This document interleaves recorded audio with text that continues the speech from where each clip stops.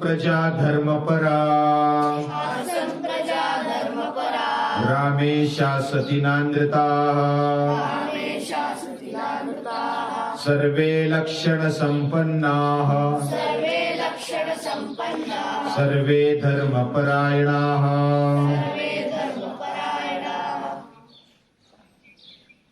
श्री रामचंद्र हमारे भारतीय संस्कृति का, भारत देश का आदर्श है और इसलिए आज भी राम के प्रति बहुत ही पूजनीय भाव है। और आपस में जब बोलते हैं तो जय श्री राम, राम राम ऐसा बोलते हैं। कोई मरता है तो राम बोलो भाई राम, यानी आते समय भी राम, जीवन में भी राम, मरते समय भी राम। ऐसे राम युक्त ऐसा जीवन, यानी राम से भरा हुआ जीवन, ये भारत का देखने को मिलता है। भले कोई श्रद्धा से करता है, कोई अंधश्रद्धा से उसका नाम लेता है, लेकिन नाम तो बहुत सारे लेते हैं और राम के प्रति पूर्ण आदर रखते हैं।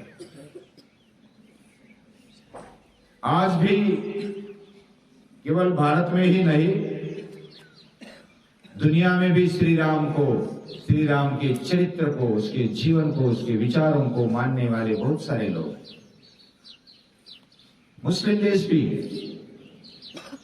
वे भी रामलीला करते हैं और हमारे पूर्वज है राम, ये वो मानते हैं। कोई कोई ऐसा मानते हैं कि ये कपोल कल्पना, ये केवल कल्पना मात्र रामायण लिखा है।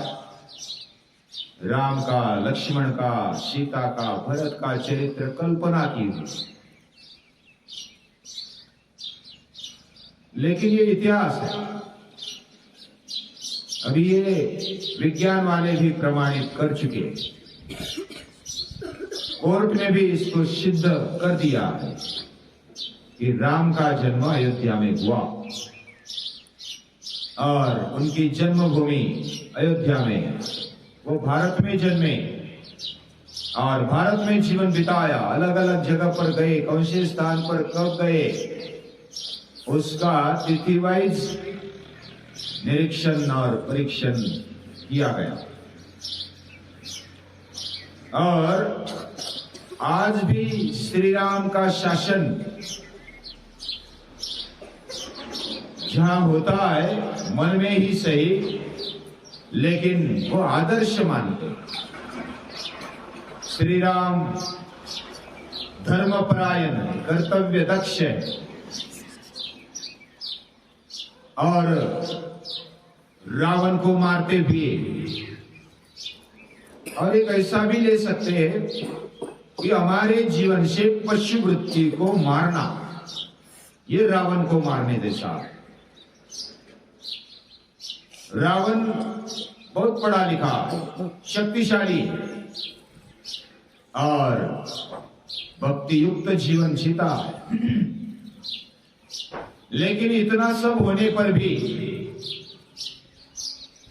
जीवन में क्या हेतु से हम ये सब करते, कौन से दृष्टिकोण से हमारा जीवन जीते, ये बहुत ही महत्वपूर्ण है। और इसलिए रावण को हमारे जीवन से मारना चाहिए। इसका मतलब रावण ने जो वृत्ति रखी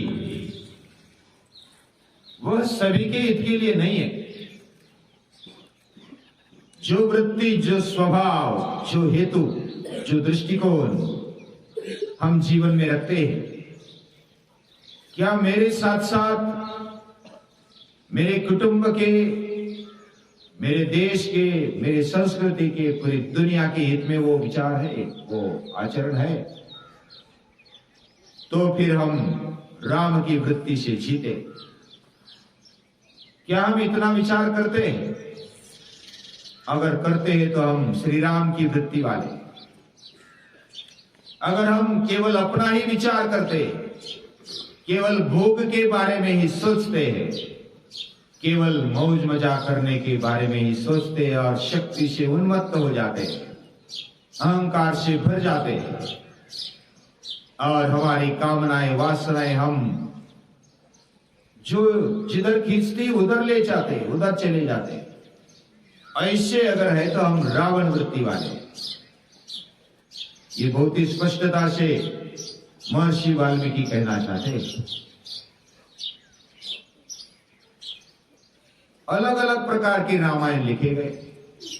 रामायण के प्रति, राम के प्रति श्रद्धा है, भक्ति है, पूजनीय भाव है और ये भाव है, इसलिए ये इतने रामायण लिखे गए।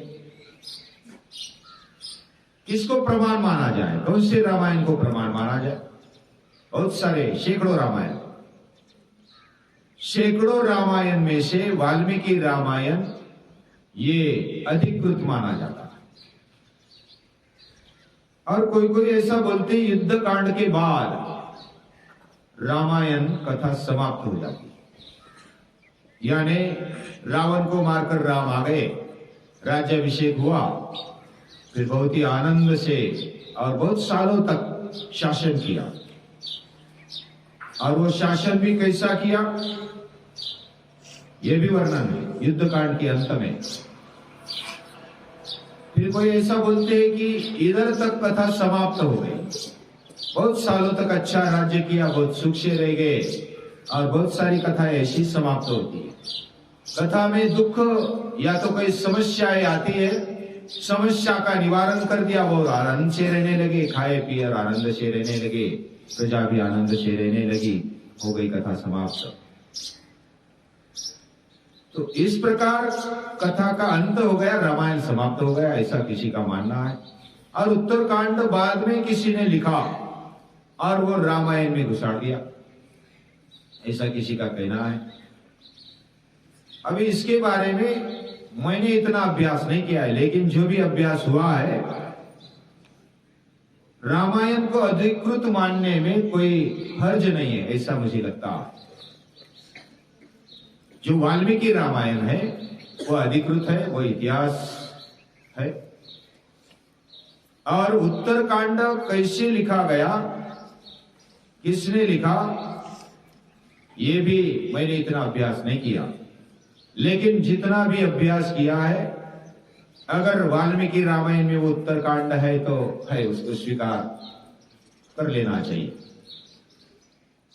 कोई ऐसा बोलते हैं कि राम को फिर लांछन लगाया, सीता माता का त्याग किया, फिर उसको अग्नि परीक्षा दिलवाई, बाद में फिर इतना परीक्षण लिया, धोबी के कहने पर सीता माता का त्याग कर दिया और पृथ्वी के अंदर घुसने के लिए इतना बाध्य कर दिया, और ये सीता माता पर अन्याय हुआ, अन्याय किया।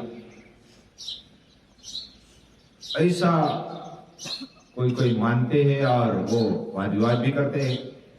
इसमें अभ्यास करने की आवश्यकता है, वो कभी देखेंगे। लेकिन हमें क्या लेना है, आज भी हम राम का चरित्र पढ़ते हैं, सुनते हैं और उसको नमस्कार करते हैं, वो कुछ नहीं मानते। सीता माता का एक बार अग्नि परीक्षण करने के बाद दोबारा परीक्षा लेने की, उसका त्याग करने की आवश्यकता नहीं थी, केवल धोबी के कहने पर। लेकिन वैसा कोई महापुरुष ऐसा भी प्रश्न खड़ा करते हैं कि श्री राम को हम आज भी क्यों मानते हैं, क्यों हम उसका मंदिर बनाना चाहते हैं, उसको नमस्कार करना चाहते हैं, उसकी पूजा करना चाहते हैं। इसका एक सही मतलब है कि वो स्वार्थ त्याग की पराकाष्ठा उनके जीवन में देखने को मिलती है। मैं राजा हूं और मेरा वैयक्तिक जीवन हो ही नहीं सकता, मैं केवल प्रजा के लिए हूं। ऐसा अगर राजा है तो हम उसको ही मानेंगे, ये बात तो सही है। कोई भी समझो कि धृतराष्ट्र ने दुर्योधन का माना, धृतराष्ट्र ने दुर्योधन का माना और वो अपने कुटुंब का हिस्सा था।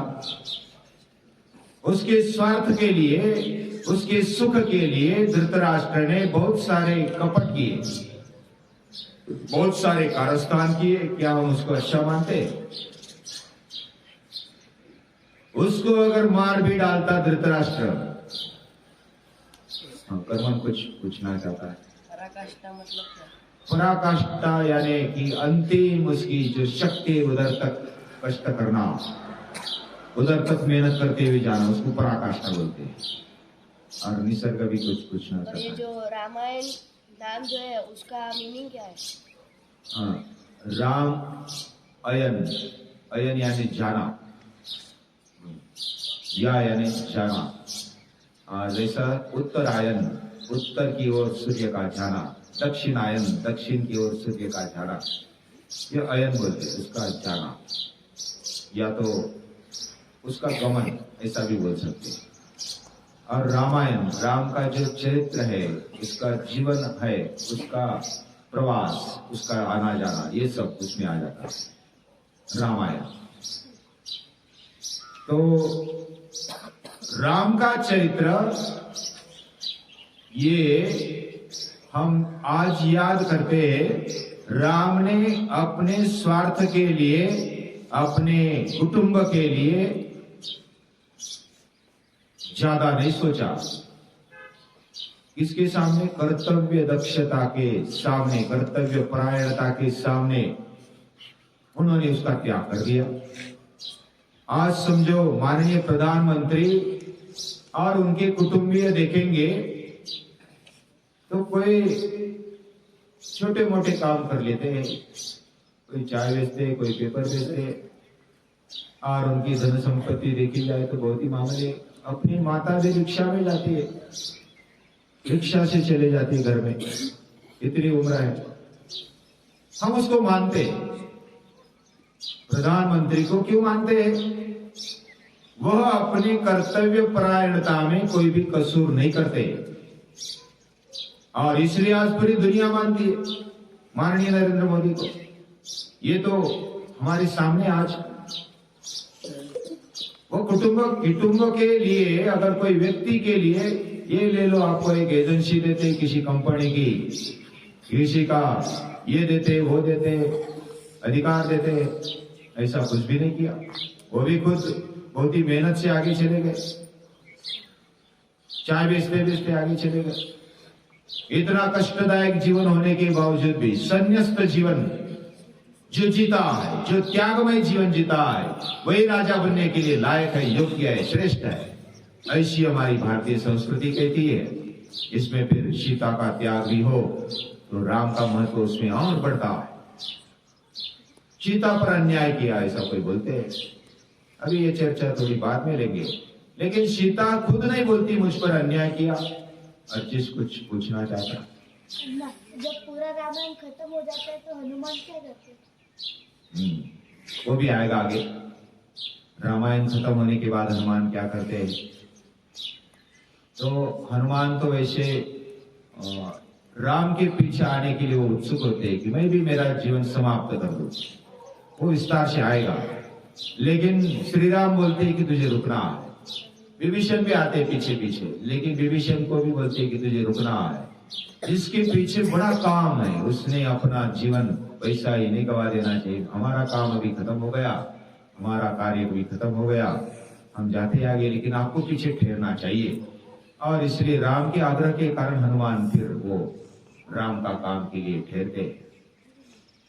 तो वो उसका विस्तार से आगे देखेंगे। लेकिन एक बात कहता हूं कि अभी युद्ध कांड की समाप्ति हो गई, श्री राम बहुत ही अच्छी तरह से राज्य करने लगे, और उसमें आसन प्रजा धर्म परा, सभी प्रजा धर्म परायण है।